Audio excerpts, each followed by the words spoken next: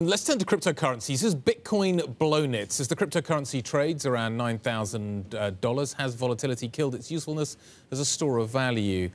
Let's get the view now of Wayne Trench. He's the CEO of Octagon Strategy, one of the world's third largest cryptocurrency brokers. I say third largest, you're one of the top three. I misread that, I apologise. No worries. Matt Miller and I talk about cryptocurrencies on a semi-regular basis, and Matt has increasingly been pointing out to me over the last few weeks how stable Bitcoin has been.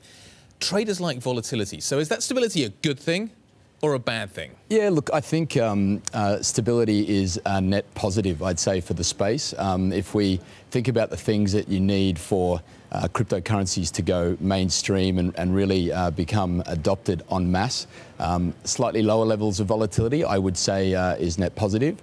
For an institutional trading or trader in the marketplace, I think volatility is embraced. It presents opportunity. But as this space really evolves and becomes more mature, we get clearer regulatory guidance, more institutional grade players in the marketplace, it's inevitable that volatility will subside, and we look forward to that. What do you think about media coverage of Bitcoin? It seems to me overwhelmingly negative for an asset that's gone from, less than $2,000 to $9,000 in the space of a year. Everyone wants to focus on the last couple months of downward moves. Yeah, look, I think the media coverage has been mixed. Obviously, when you have a new and nascent asset class like cryptocurrencies, you can have significant price swings in both directions. We certainly saw that on the upside in December and January earlier this year, where the retail activity, largely driven out of Japan and Korea, was quite speculative in nature. But since then, I think we've really seen the market stabilise and recover, and the price action's been based on much more sustainable factors, I would say, as the regulatory environment starts to become clearer. And I think that's only going to improve over time.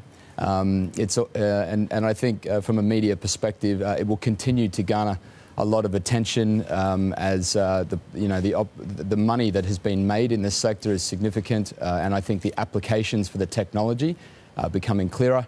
I think the media coverage will probably turn net positive going forward.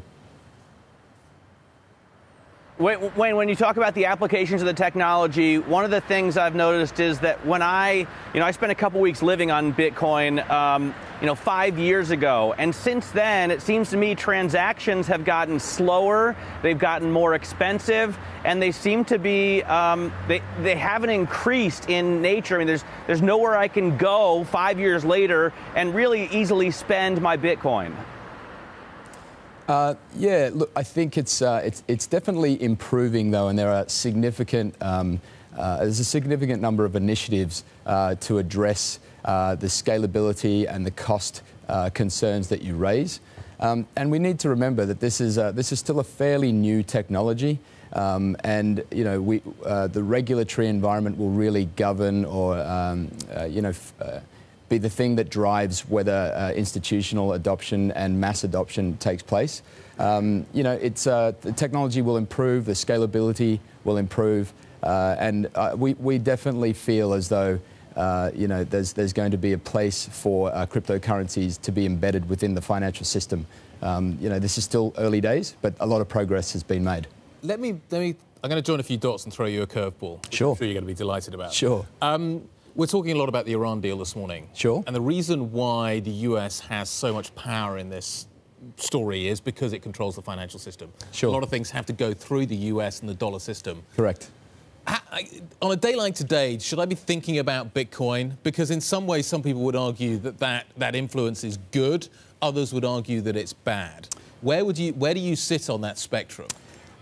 Well, it's an interesting question you raise, and I think from a libertarian perspective, there's this whole concept of decentralizing trust and control is very attractive. I'm probably somewhere in the middle, where I think in order for this to be to play a major role in the financial system, we need controls in place from regulators, central banks, and the like.